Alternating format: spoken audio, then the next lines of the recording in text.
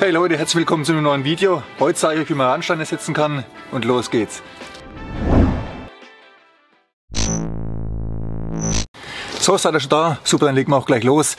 Die Vorbereitung für die Randsteine, die habe ich schon mal gemacht. Ich habe mir hierzu zuerst einen Graben ausgehoben auf die gesamte Länge. Und der Graben, der ist ca. 40 cm tief und 20 cm breit. In diesen Graben habe ich dann eine frostsichere Schotterschicht eingebracht. Da habe ich die Kieselsteine hier verwendet, die da vorher verlegt waren. Und es dient letztendlich dazu, dass das Fundament dann frostsicher ist und in strengen Wintern nicht vom Frost angehoben werden kann.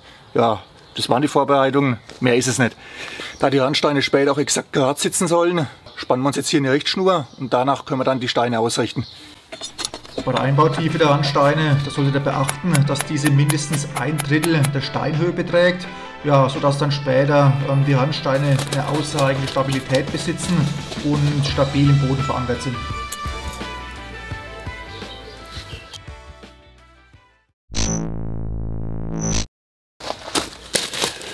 Die Randsteine gibt es in verschiedenen Ausführungen, in verschiedenen Maßen. Ich habe jetzt hier die Maße 1 Meter mal 40 und 8 cm stark. Das sind jetzt die größten Oschis, die es gibt. Da habe ich wahrscheinlich noch richtig Spaß beim Verlegen.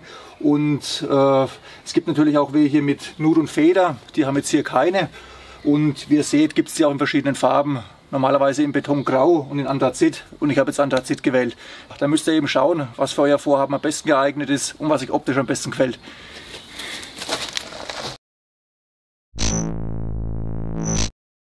Zum Setzen der Randsteine, da habe ich ganz normalen günstigen Betonessig aus dem Baumarkt verwendet. Ja, das ist eine Fertigmischung, da muss man lediglich noch Wasser hinzugeben, muss das Ganze gut durchmischen und dann kann man es schon verwenden.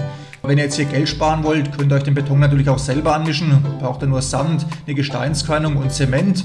Für mich ist es allerdings einfacher, die fertigen Säcke zu verwenden, weil die einzelnen Komponenten muss man auch alle transportieren.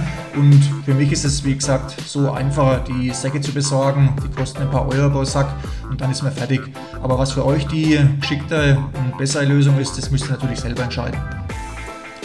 Beim Anmischen ist ganz wichtig, dass ihr den Beton nur erdfeucht anmischt. Das bedeutet, dass ihr die Wassermenge entsprechend reduziert.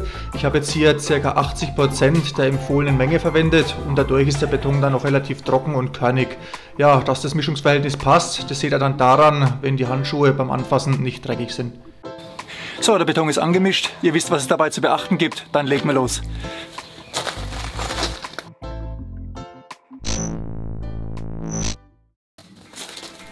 Den fertig angemischten Beton habe ich dann mit der Schaufel in die ausgehobene Grube gefüllt. Ja, die Schichthöhe, die beträgt hier ca. 8 bis 10 cm und den Beton habe ich dann mit der Mauerkelle noch verdichtet. Auf die erste Schicht kommt dann noch eine zweite Schicht, die wird allerdings nicht mehr so hoch, die soll so ca. 2 cm betragen und hier wird der Beton dann auch nicht mehr verdichtet. Auf die Schicht kommt dann der Randstein und dadurch, dass die zweite Schicht eben nicht verdichtet ist, kann man den Randstein hier noch in der Höhe ausrichten und anpassen. Und wie ihr sehen könnt, lassen sich die Randsteine in dieser Größe hier gar nicht so einfach allein verlegen. Ein Stein wiegt hier um die 70 Kilo und das solltet ihr im besten Fall möglichst zu zweit arbeiten.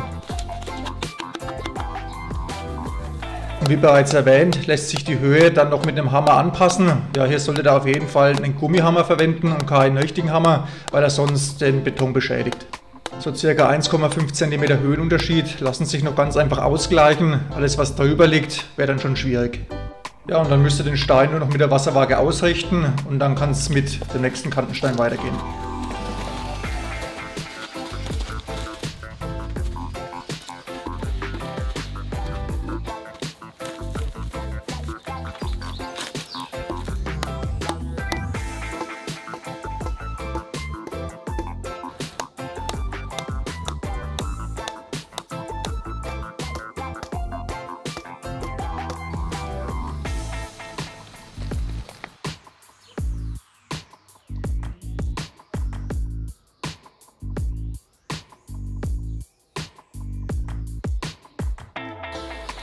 Jo, so soll es im Optimalfall aussehen.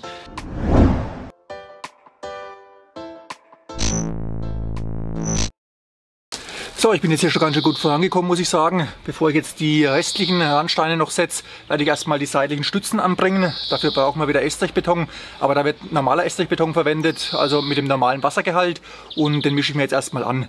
Ja, und dann zeige ich euch, was es bei den Stützen zu beachten gibt.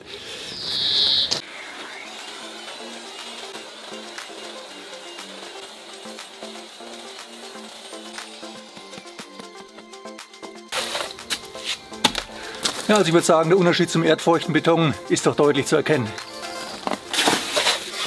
Die seitlichen Stützen werden dann an beiden Seiten angebracht, ja, und die verhindern dann letztendlich, dass die Randsteine bei seitlicher Belastung umkippen können. Der Beton wird dann so keilförmig verlaufend glatt gezogen und dadurch wird dann auch verhindert, dass später Wasser in das Fundament eindringen kann und der Beton dann im Winter bei Frost nicht auffrieren kann. Bei der Höhe der seitlichen Stützen sollte das so arbeiten, dass der Beton später komplett im Boden verschwindet. Das bedeutet, dass die Oberkante des Betons etwas niedriger sein muss als das spätere endgültige Niveau der Bodenfläche. Und dann habt ihr auch keine Probleme, wenn die Fläche nachher noch mit Pflastersteinen, Kieseln oder ja, Split belegt werden soll.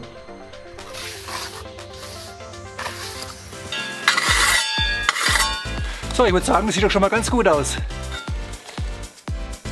Der Beton ist dann nach ca. 48 Stunden belastbar. Seine Nennfestigkeit erreicht er dann allerdings erst nach 28 Tagen.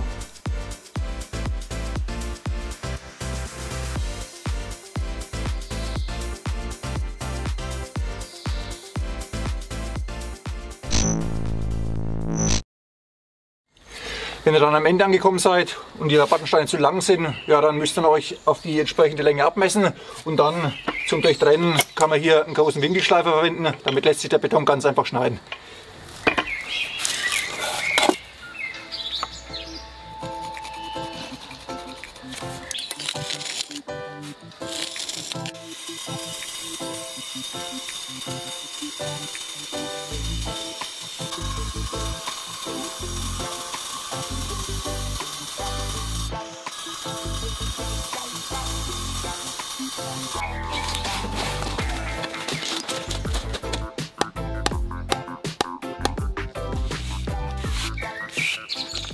Und weil man die Stöße zwischen den einzelnen Randsteinen, also hier auch durch exakte Arbeit niemals hundertprozentig dicht bekommt, habe ich mir jetzt hier noch so eine Bitumen-Spachtelmasse besorgt. Da werde ich von hinten die Stöße zuspachteln und dann ist alles dicht. Ja, insbesondere bei hohen Randsteinen, da hat man halt das Problem, dass wenn es einen starken Regen gibt, dass es dann vorne das Wasser und die Erde ausdrücken kann und dann hat man hier immer feuchte und dreckige Stellen. Und das kann man dann eben vermeiden, indem man es abdichtet. So, und damit machen wir jetzt mal noch weiter. Die Arbeit mit Bitumenspachtel ist immer eine klebrige Angelegenheit, aber das Zeug ist dauerelastisch, wetterfest und macht absolut dicht.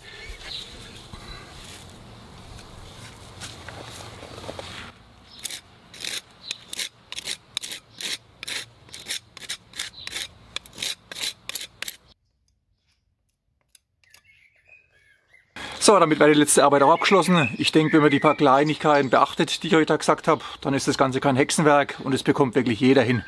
Für heute wären wir dann wieder fertig. Ich hoffe, euch hat das Video wieder gefallen und ich hoffe, dass ihr wieder irgendwas mitnehmen konntet. Ihr könnt mir gerne einen Daumen nach oben da lassen, wenn euch das Video gefallen hat, einen Kommentar schreiben, meinen Kanal abonnieren und dann sehen wir uns demnächst wieder zu neuen Videos. Wenn ihr sehen wollt, wie das mit der Außenanlage hier weitergeht, müsst ihr dranbleiben. Da wird sich in den nächsten Wochen noch einiges verändern. Bis dahin wünsche ich euch alles Gute. Ich bedanke mich fürs Zuschauen. Macht's gut. Ciao.